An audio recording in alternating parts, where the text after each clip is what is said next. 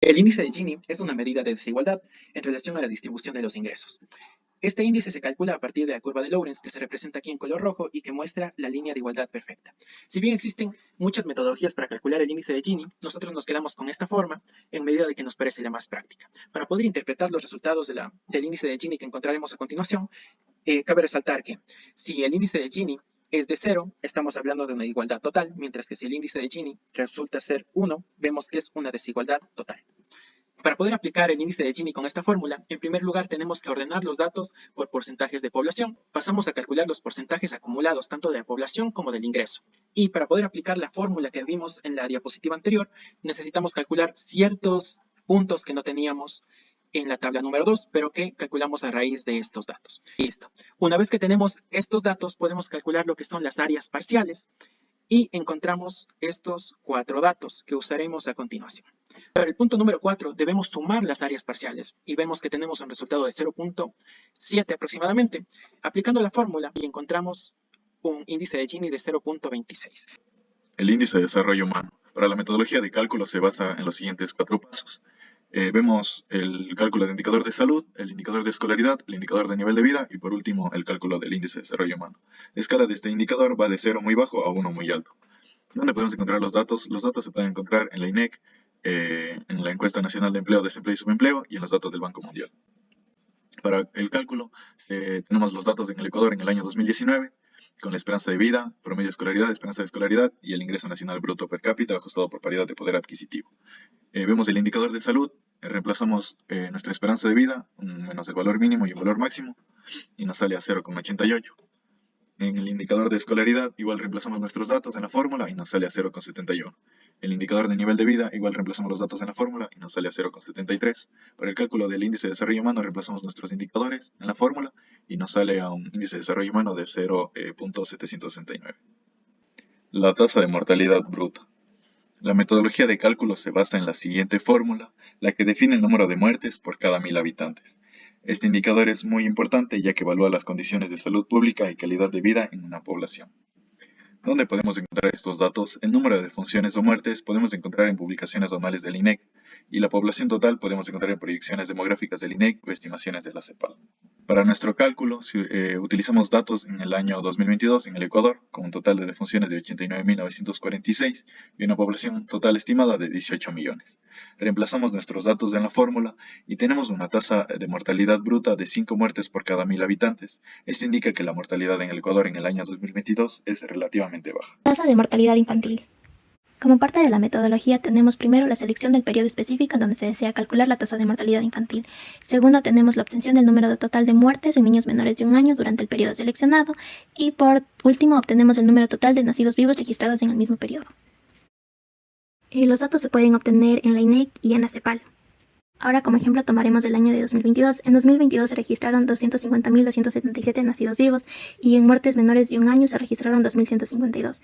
Aplicando la fórmula que estamos observando, tenemos un resultado de 8.6, que quiere decir que hay 8.6 muertes por cada 1.000 nacidos vivos. En el índice de pobreza multidimensional tenemos fórmula que vendría a ser la tasa de pobreza multidimensional por la intensidad. La intensidad es un porcentaje promedio de privaciones que tienen las personas que son pobres multidimensionales.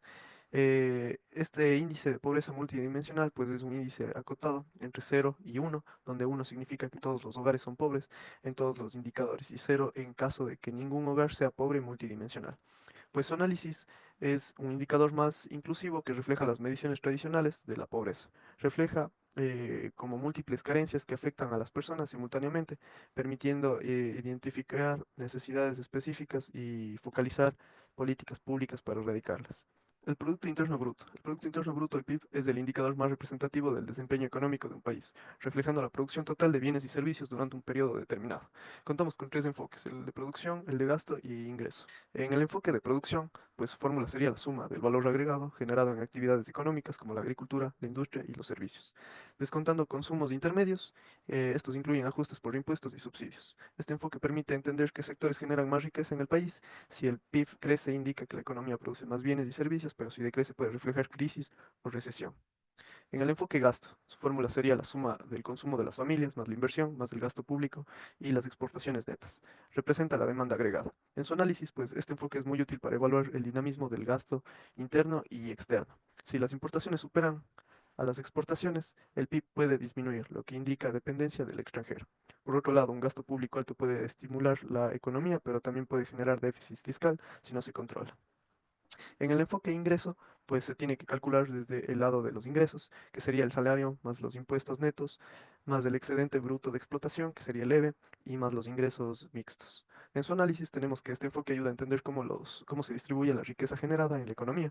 Si el peso de los salarios en el PIB disminuye, puede reflejar desigualdad, mientras que un incremento en el EVE indica un mayor rendimiento del capital. Esto lo convierte en un indicador clave para políticas de redistribución. La balanza de pagos es el resultado de sumar la cuenta corriente, la cuenta financiera y los errores y las omisiones. Ahora, esta balanza de pagos se refiere a un registro de todas las transacciones económicas que tienen los residentes de un país con el resto del mundo en un periodo de tiempo dado.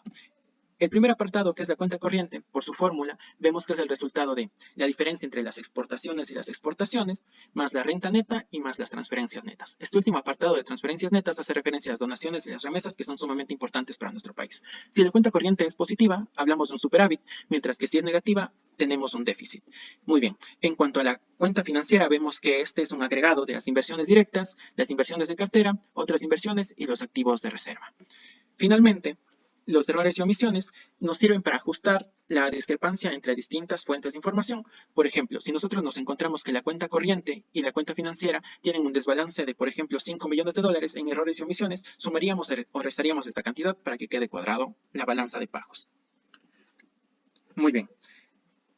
Para finalizar, podemos decir que la balanza de pagos, si su resultado es positivo, hablamos de un superávit global, y si es negativo, decimos que tenemos un déficit en las transacciones internacionales. Finalmente, decir que este indicador no solamente refleja la relación del país con el resto del mundo, sino también en qué condiciones se relaciona.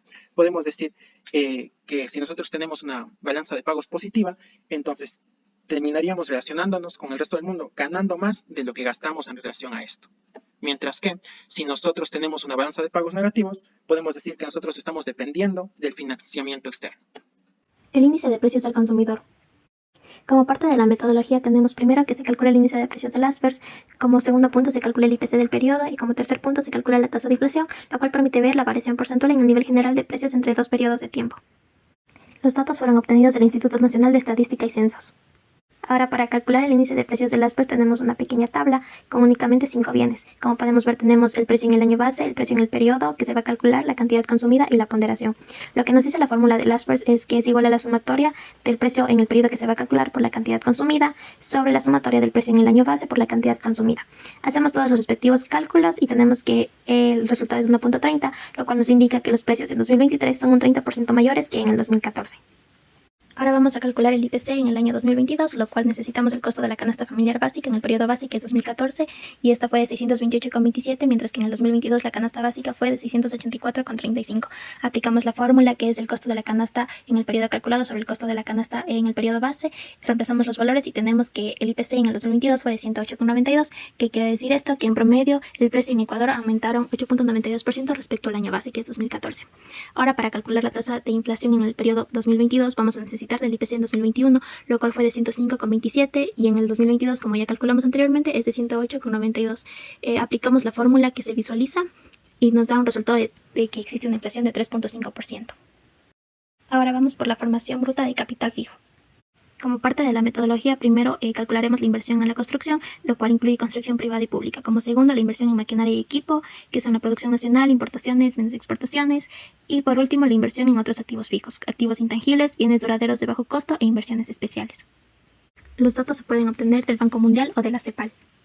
Ahora tomaremos como ejemplo el año de 2019, donde podemos visualizar una tabla con todas las inversiones. Para la inversión en la construcción tenemos un total de 18.233.009. Para la inversión en la maquinaria y equipo tenemos un total de 7.765.155. Y para otros activos tenemos un total de 125.473. Sumando todo esto, tenemos que la formación bruta de capital fijo da un total de 26.908.637. Tasa de desempleo. Pues esto se encuentra en la encuesta nacional de empleo, desempleo y subempleo, la ENEM. Su fórmula de cálculo sería dividiendo el número de personas desempleadas entre la población económicamente activa, que incluyen personas trabajando o buscando empleo. Una tasa alta refleja problemas estructurales como la baja demanda laboral o la falta de inversión. Es un indicador clave para políticas de empleo y desarrollo económico. El desempleo a nivel nacional durante el trimestre de enero-marzo 2024 alcanzó el 4.1% de la población económicamente activa.